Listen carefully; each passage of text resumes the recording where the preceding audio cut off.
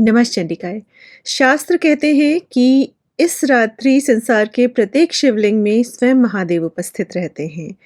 तो प्रश्न ये नहीं है कि महाशिवरात्रि क्यों मनाई जाती है, क्यों हम इस दिन व्रत रखें, उपवास करें। प्रश्न ये है कि क्या आप जानते हैं कि इस रात्रि में वास्तव में होता क्या है? 4 प्रहर कैसे महादेव की पूजा अलग-अलग पदार्थों, अलग-अलग वस्तुओं से की जाती है और क्यों इसको महारात्रि बोला गया है? तंत्र और मंत्र की सबसे शक्तिशाली रात जब मंत्र स्वतः ही अपने आप ही सिद्ध हो जाते हैं। और आज हम इसी रहस्य के बारे में बात करेंगे। क्या आप जानते हैं कि महाशिवरात्रि वो रात्रि है जिसके बारे में महादेव स्वयं भगवान विष्णु को बताते हैं। कहते हैं कि जिसने अनायास भी इस उत्तम व्रत को किया है, मतलब अपने आप बिना कुछ सोचे बिना कुछ विचारे अपने आप ही ये व्रत हो गया है, तो उसमें भी मानव मुक्ति का बीज स्वतः ही अंकुरित हो गया है। इसमें संदेह नहीं करना चाहिए। और इसकी बहुत सारी कहानियां आपको शिव पुराण में पढ़ने को मिलेंगी कि अपने आप ही कुछ ऐसा हुआ कि लोगों को खाना नहीं मिला, वो खाना नहीं खा पाए, अपने आप ही वृक्ष पे बैठे थे, वहां से बेलपत्र नीचे शिवलिंग पर गिर गए। उनके मन में शिव के कोई भाव नहीं थे, उनके मन में कोई इच्छा नहीं थी कि वो कोई व्रत करें। अपने आप अनायास ही सब कुछ हुआ, लेकिन वो महाशिवरात्रि का दिन था और फिर वहीं से उनका कल्याण होना शुरू हो गया। बहुत सारी कहानियां हैं ऐसी। तो महाशिवरात्रि कोई साधारण पर्व या व्रत उपवास नहीं है, इसका साल भर लोग इंतजार करते हैं। और इस दिन और इस रात्रि कुछ ऐसा अद्भुत होता है कि अगर आप इस दिन को छोड़ देते हैं, इस दिन को व्यर्थ कर देते हैं, तो मेरे पास शब्द ही नहीं है, फिर मैं क्या बोलूं।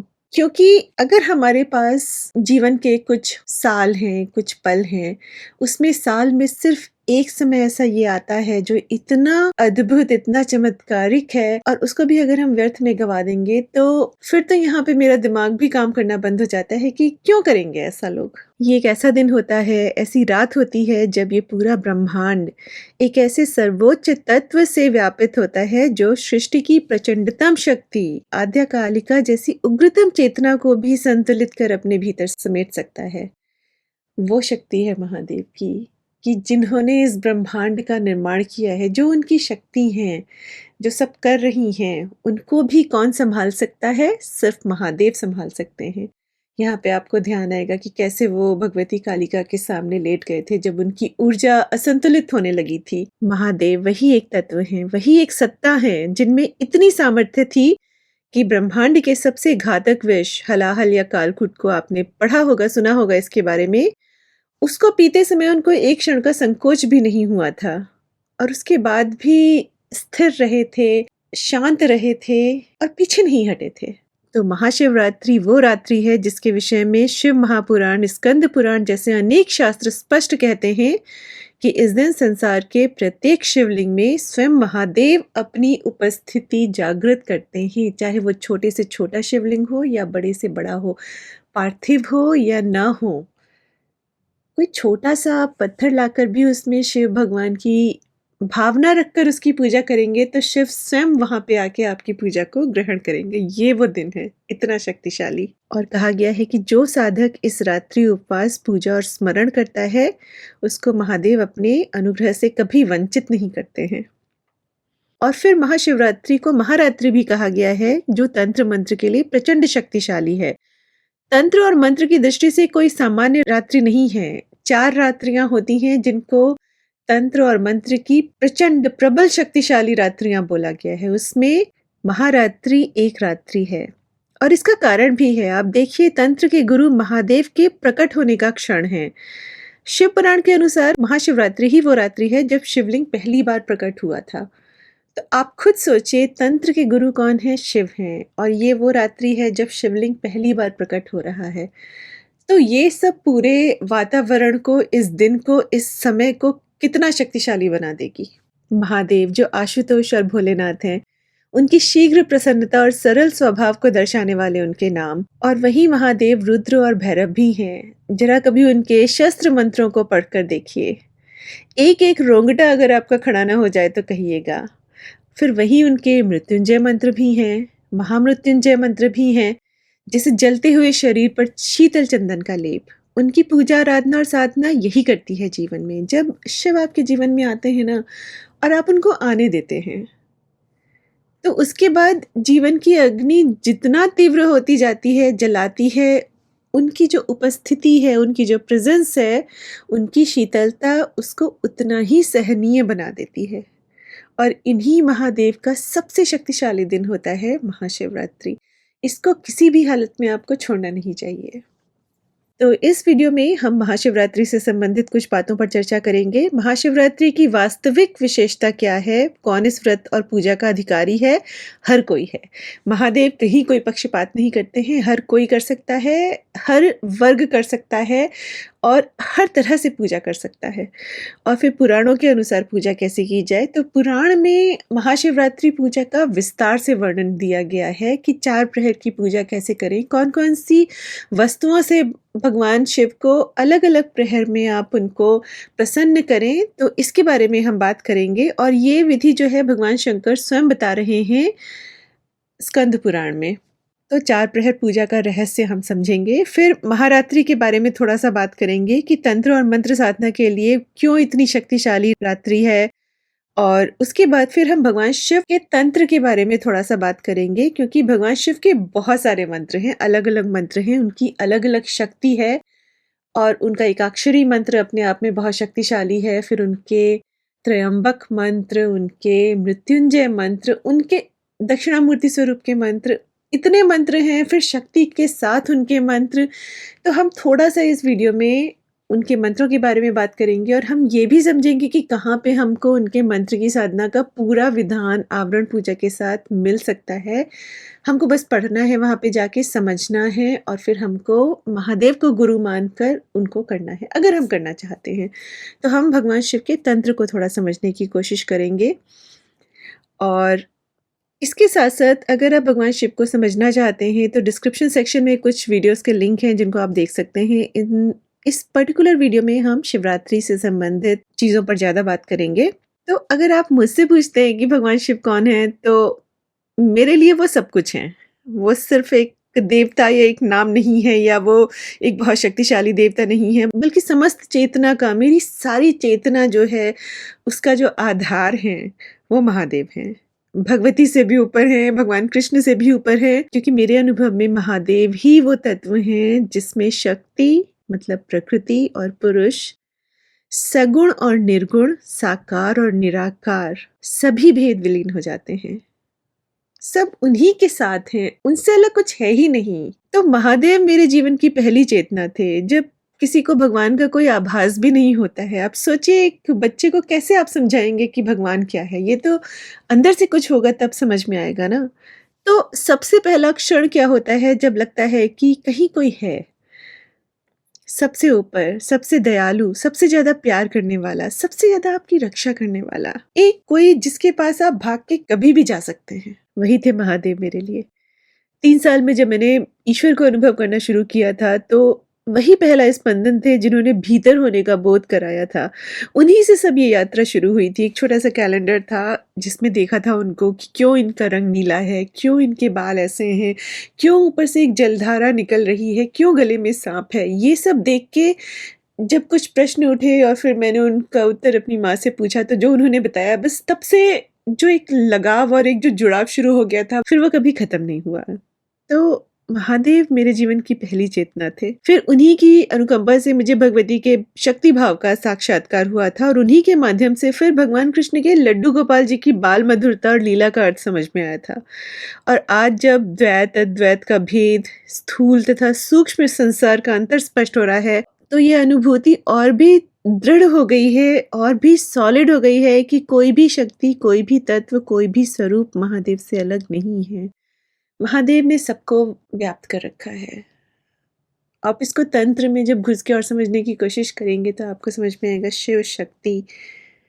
शक्ति उन्हीं का एक रूप है। शिव वो तत्व हैं जिन्होंने सबको, सब कुछ, सब जगह बस वही हैं। जो शक्ति के रूप में प्रकट हैं वो भी शिव हैं और जो शून्य में लीन हैं वो भी शिव हैं।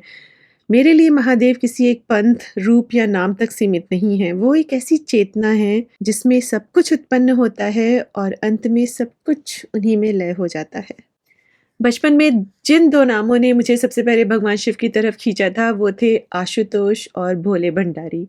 जब आप किसी को एक्सप्लेन करते हो, किसी शक्ति के बारे में या भगवान के बारे में, आप कुछ नाम लेके उनको बताते हो, बहुत भोले हैं, भोले भंडारी हैं, बहुत जल्दी प्रसन्न हो जाते हैं, आशुतोष। मुझे नहीं समझ में आता क्यों बोला जाता है भगवान शिव को पाना या उनको प्रसन्न करना बहुत मुश्किल है। उनको प्रसन्न करना तब मुश्किल है जब आपके हृदय में उनके जैसी सरलता नहीं है। अगर आपके हृदय में उनकी जैसी सरलता है, कोई छल-कपट नहीं है, कोई सांसारिक माया से आपको लगाव नहीं है, आप उनसे जुड़े हुए हो और ये उनके नाम से पता चलता है, आशुतोष। आशुतोष का मतलब क्या होता है? आशुतोष का मतलब होता है आशु, शीघ्र और तोष, संतोष, प्रसन्नता। आशुतोष का अर्थ है जो अत्यंत शीघ्र प्रसन्न हो जाएँ। और मुझे यही मेरी माँ ने सबसे पहले बताया था और मैंने देखा कि ये तो बिल्कुल सही है। लेकिन उसके साथ-साथ मैंने ये भी देखा है जब आप कुछ ऐसा करते हैं जो आपको नहीं करना चाहिए, तो फिर कुछ क्षण के लिए फिर वो कहीं चले जाते हैं, विलुप्त से हो जाते हैं लेकिन रहते हैं। जैसे ही आप वापस वो बच्चे बने छोटे से, एक सरल से बच्चे, वो आपके आस-पास अपनी पूरी भव्यता के साथ रहेंगे। हर क्षण रहेंगे, आपको सब कुछ प्रोवाइड कराएँगे जो आपको चाहिए। तो महादेव को प्रसन्न करने के लिए ना तो आपको कोई जटिल अनुष्ठान की आवश्यकता है, ना कोई आपको वैभव अपना प्रदर्शन करने की ज़रूरत है। बस शुद्ध भाव, समर्पण और सत्यता यही पर्याप्त है। और ये शिव महापुराण विज्ञान भैरव तंत्र में स्वयं भगवान कहते हैं कि कर्मकांड तो उन मनुष्यों के लिए है जिनकी चेतना अभी शिव तत्व से परिचित नहीं हुई है। जब चेतना जागृत हो जाती है तो मनुष्य के भीतर सूक्ष्म शिवलिंग की आराधना अनवरत चलती रहती है और ये बात आपको शिव महापुराण में भी पढ़ने को मिलेगी। महादेव जगह-जगह बोलते हैं कि कर्मकांड और ध्यान अगर 2 चीज़ें हैं तो सबसे ज़्यादा प्रसन्नता मुझे ध्यान से होती है। कर्मकांड एक सीढ़ी है जो मुझ तक पहुँचने की एक छोटा-सा माध्यम है, लेकिन उसके बाद मुझको पाने का जो साधन है वो है ध्यान। और वो भीतर होता है। उसके लिए बाहर आपको बहुत कुछ करने की ज़रूरत नहीं है, उसके लिए आपको अपने भीतर घुसना पड़ेगा, भीतर की तरफ, जिसके लिए महादेव ने शिव महापुराण में ही एक चीज़ बताई है कि कैसे सूक्ष्म शिवलिंग होता है और स्थूल शिवलिंग होता है। और उन्होंने कहा है स्पष्ट कि सूक्ष्म शिवलिंग की अपेक्षा स्थूल शिवलिंग मेरे लिए उतना महत्वपूर्ण नहीं है। जो सूक्ष्म शिवलिंग है, जो आपके भीतर है, उसको आपको फिर ना समय देखना है ना कुछ, एक शुद्धि की अवस्था एक बनी हुई है आपके भीतर और आप उसमें लगातार उसमें आराधना और साधना कर रहे हैं।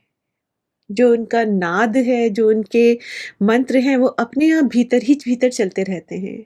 और ये मैंने अनुभव किया है, जो भगवान का, महादेव का जो एकाक्षर बीज मंत्र है, उसको अगर आप समझ लेंगे अच्छे से, उसका कभी ध्यान वगैरह ज़रा आराम से पढ़िएगा, शारदा तिलक में दिया हुआ है।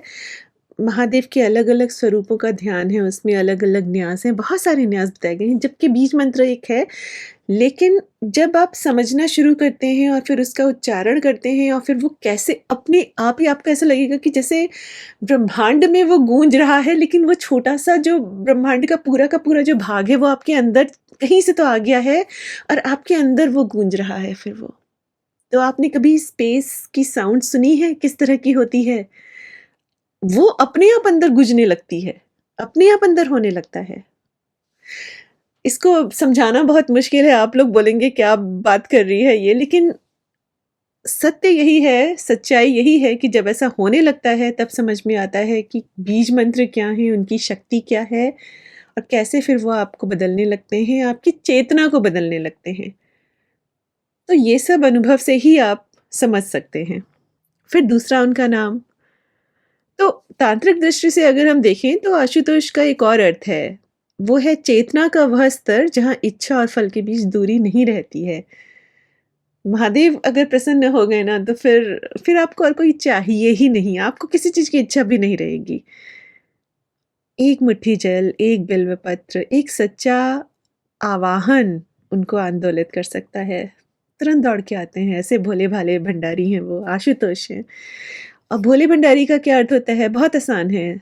राइट? भोले, सरल, निष्कपट, भंडारी, भंडार रखने वाले, दाता। भोले भंडारी का अर्थ है जो सरल और सबको समान रूप से अपना आशीर्वाद और वर देते हैं। ये भी आपको शिव महापुराण की अनेक कहानियों से पता चलेगा।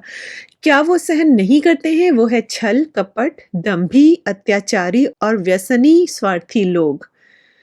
इनमें से कुछ भी आपके भीतर है तो शिव तत्व को समझना पाना, उसको अपने भीतर जगाना मुश्किल है। ये सब आपको छोड़ना पड़ेगा।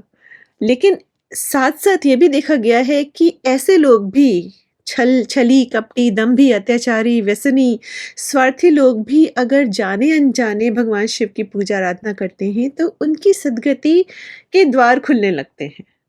कुछ बदलने लगता है उनके अंदर, क्योंकि भगवान शिव दंड से पहले परिवर्तन का अवसर ज़रूर देते हैं। और फिर उनकी रक्षा और उनका क्रोध, एक तरफ है उनका सरल शीतल स्वभाव और एक तरफ है उनका प्रचंड क्रोध और उनकी रक्षा जिसको कोई भेद नहीं सकता है। यहाँ पे आप जरा उनके भैरव स्वरूप हनुमान जी इन सबको सोच के देखिए, सब हैं तो शिव जी के ही तत्व। तो उनकी रक्षा और उनका क्रोध जो अन्याय और अधर्म के विरुद्ध होता है, उसका कोई सामना नहीं कर सकता है। अगर आप न्याय के पक्ष में खड़े हैं, आप जो काम कर रहे हैं वो न्यायपूर्वक है, धर्मपूर्वक है और पूरा ब्रह्मांड भी आपके विरुद्ध है और आपका अटल विश्वास बाबा के प्रति है, तो विश्वास करिए आपके शत्रुओं को महादेव स्वयं देख लेंगे। बस आपको धर्म विरुद्ध नहीं होना है, धर्म से विमुख नहीं होना है। उनका भैरव स्वरूप, उनके अकाट्य अस्त्र मंत्र अधर्म और अन्याय के विरुद्ध स्वयं ब्रह्मांडीय विधान है। आप उनके कभी अघोर मंत्र को देखिए, 51 अक्षरी मंत्र है। कहा गया है 51 अक्षरों का अघोर मंत्र वो मंत्र है जिसके स्मरण मात्र से मनुष्यों के सारे उपद्रव नष्ट हो जाते हैं। फिर इसकी फलश्रुति पढ़िएगा। इसको एक बार पढ़ के देखिए, अगर अंदर कुछ झंझनाने ना लगे तो। फिर पाशुपतास्त्र मंत्र, फिर क्षेत्रपाल मंत्र। तो ये सारे जो मंत्र हैं ये रक्षात्मक और अस्त्र जैसा काम करते हैं अगर आप इनका विधान करना शुरू करते हैं। अब हम बात करते हैं महाशिवरात्रि के बारे में। तो महाशिवरात्रि का वर्णन आपको बहुत से पुराणों में मिलेगा, जैसे शिव महापुराण, स्कंद पुराण, श्रीमद् देवी भागवत पुराण, अग्नि पुराण। आपको पढ़ना है, आप वहाँ जाके पढ़िए, बहुत सारी बातें बताई गई हैं। महाशिवरात्रि का जो व्रत होता है वो फाल्गुन कृष्ण चतुर्दशी को किया जाता है और इसको प्रतिवर्ष अगर आप करते हैं, मतलब हर साल करते हैं, तो इसको नित्य बोला जाता है। और अगर किसी कामना पूर्वक आप कर रहे हैं, आपने सोचा है सिर्फ एक बार करूंगा, 2 बार करूंगा, तो उसको काम में बोला जाता है। त्रयोदशी की तिथि भगवान शंकर की तिथि कही गई है और उसमें भी माघ या फाल्गुन मास की त्रयोदशी को विशेष कहा गया है।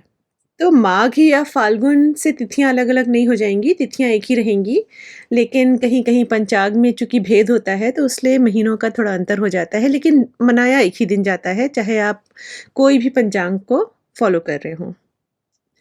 शिवरात्रि में जैसे कि बोला गया है, रात्रि का विशेष महत्व होता है और रात्रि जागरण करके 4 प्रहर की विशेष पूजा की जाती है, जिसका बहुत विस्तार से शिव महापुराण में वर्णन किया गया है। अगर आपको भगवान शिव के विशेष व्रत और उसमें भी महाशिवरात्रि के बारे में जानकारी चाहिए, तो आपको शिव महापुराण का कोटि रुद्र संहिता में 38, 39 और 40 ये जो अध्याय हैं, इनको आपको पढ़ना चाहिए। मतलब 38th, 39th और 40th चैप्टर। और 38 चैप्टर में 38वें अध्याय में बताया गया है भगवान शिव के विविध व्रतों में शिवरात्रि व्रत का वैशिष्ट्य, मतलब उनके अलग अलग व्रत बताए गए हैं, 10 प्रमुख व्रत बताए गए हैं और उसमें बताया गया है कि शिवरात्रि महाशिवरात्रि का व्रत क्यों मनाया जाता है। देखिए, जैसे महाशिवरात्रि होती है तो शिवरात्रि मासिक भी होती है, हर महीने शिवरात्रि पड़ेगी आपकी, लेकिन जो महाशिवरात्रि है वो विशेष हो जाती है क्योंकि उस दिन शिवलिंग का प्राकट्य हुआ था। तो अगर आप चाहें, आप मासिक शिवरात्रि हर महीने कर सकते हैं। फिर उसके बाद जो चैप्टर है उसमें शिवरात्रि व्रत की उद्यापन विधि का वर्णन किया गया है और उसके बाद वाले चैप्टर में शिवरात्रि व्रत महात्म्य के प्रसंग में व्याध और मृग परिवार की कथा तथा व्याधेश्वर लिंग का महात्म्य बताया गया है। तो शिवरात्रि से संबंधित बहुत कहानियां हैं, 2 प्रमुख हैं, तो ये आपको शिव महापुराण में पढ़ने को मिल जाएगा अगर आप पढ़ना चाहते हैं। इन अध्यायों को पढ़ना ही अपने आप में एक बहुत सुंदर अनुभव होता है और इसमें आपको महाशिवरात्रि ही नहीं, जैसे हमने बोला, भगवान शिव की 10 प्रमुख व्रत उपवास की जानकारी मिलेगी। मेरे अनुभव में भगवान के निकट पहुँचने और उनका साथ पाने का सबसे सुंदर और सुरक्षित तरीका होता है उपवास, व्रत रखना और उनकी कहानियाँ पढ़ना।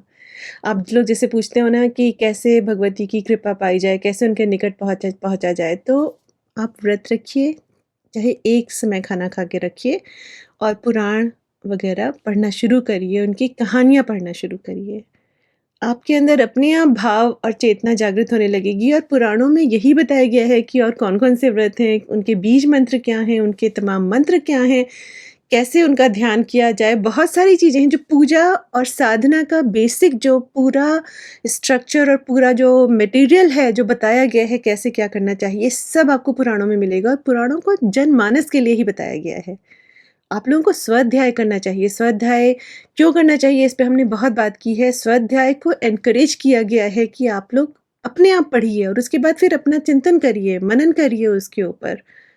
तो स्वाध्याय पुराणों का करिए, समझिए, ये एक बहुत सुरक्षित तरीका होता है देवी-देवताओं से जुड़ने का। व्रत उपवास बहुत जल्दी भगवान को प्रसन्न करता है क्योंकि यहाँ पे आप कुछ त्याग कर रहे हैं, लेकिन ढंग से रखिए व्रत उपवास, ज़्यादा खाना मत खाइए। और महाशिवरात्रि के उपवास को निर्जल निराहार रखने का विधान बताया गया है। अगर आप कर सकते हैं उस दिन ना पानी पीजिए, ना खाना खाइए। अगर रख सकते हैं ऐसा, नहीं तो जिस तरह से रख सकें आप रखिए, लेकिन जो सबसे सटीक बताया गया है वो है निर्जल निराहार व्रत रखना। और हमने इस पे बात की है कि महाशिवरात्रि और मासिक शिवरात्रि में भी अर्धरात्रि पूजा का बहुत महत्व है।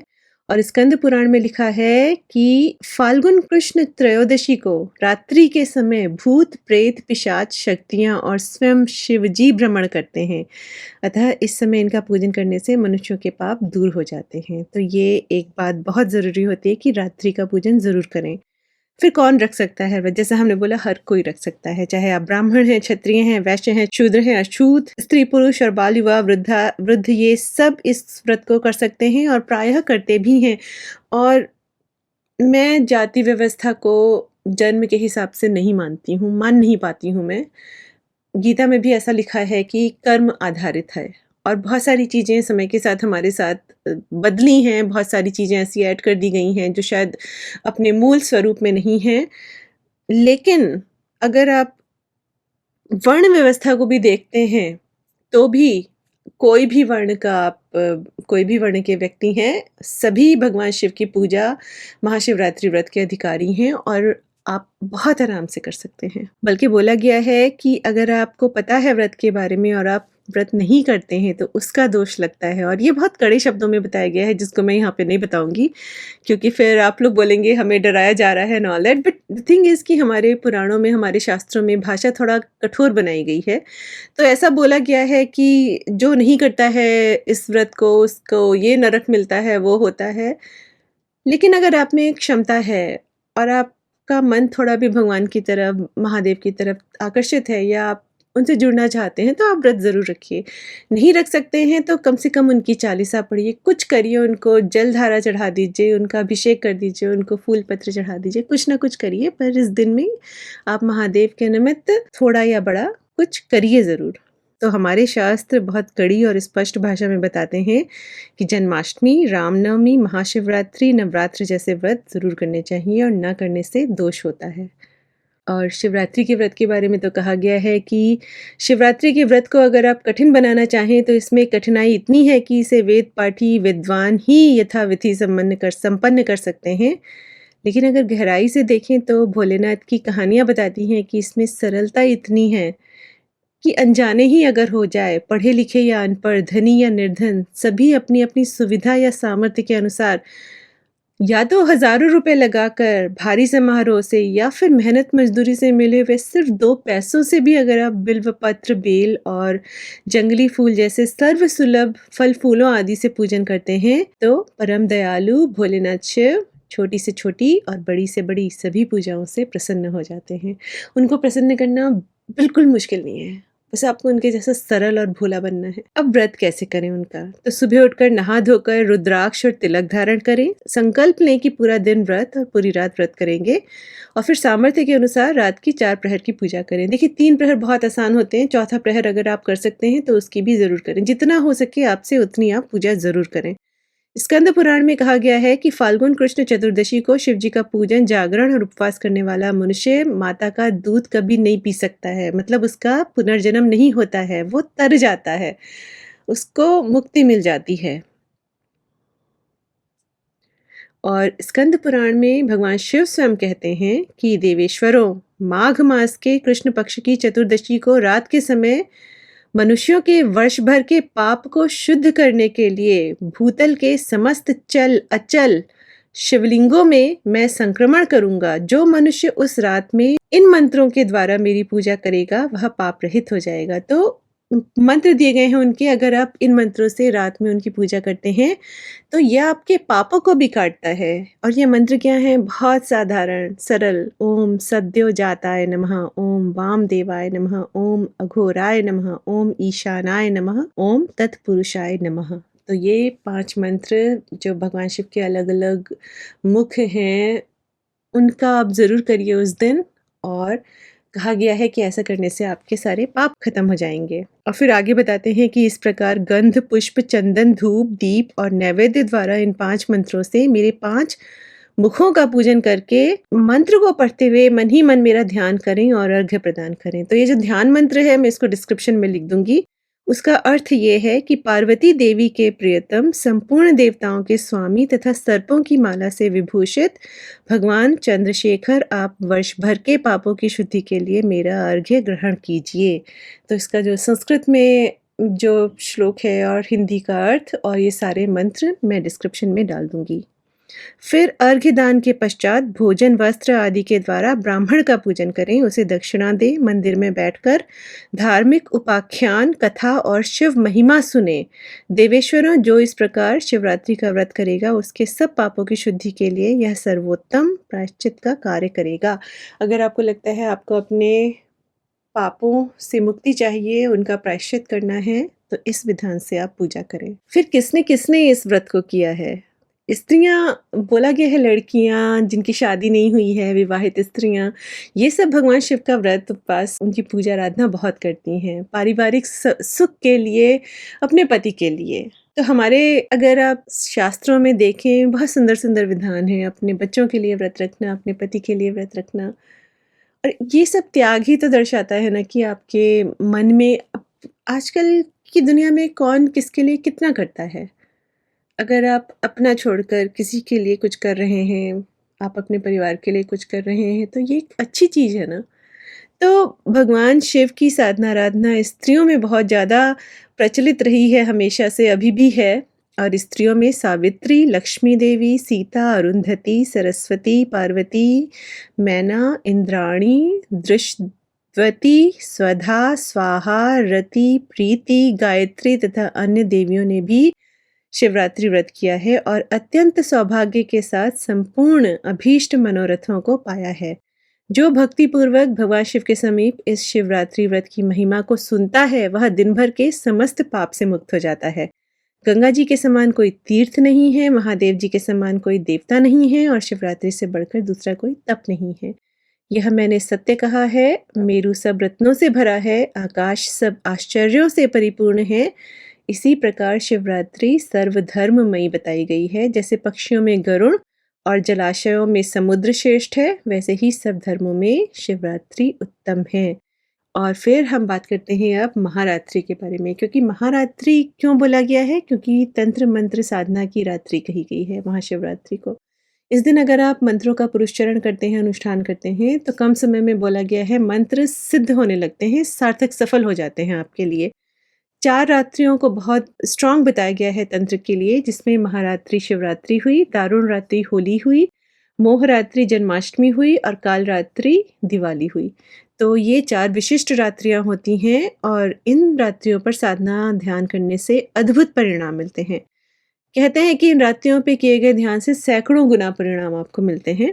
और कहीं ये भी सुना है कि जैसे मंत्रों पे शाप लगे हैं, उनको कीलित किया गया है। तो ये रात्रियाँ वो रात्रियाँ होती हैं जब पोर्टल्स खुले होते हैं। तो मंत्रों पे शाप भी नहीं रहता है और उनका उत्कीर्णन भी नहीं करना पड़ता है और बोला गया है कि बहुत कम समय में, मान लीजिए आपको जैसे रात भर आपने सोचा आप पूजा करेंगे 4 प्रहर।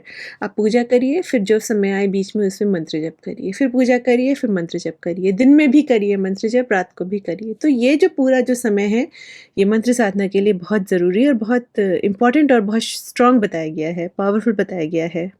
कहते हैं कि पृथ्वी मतलब या बोलिए कि ब्रह्मांड में विशेष ऊर्जाएँ भगवान शिव से संबंधित ऊर्जाएँ बह रही हैं और इन रात्रियों में सही उद्देश्य के साथ जब आप साधना करते हैं तो बहुत जल्दी रिज़ल्ट्स मिलते हैं।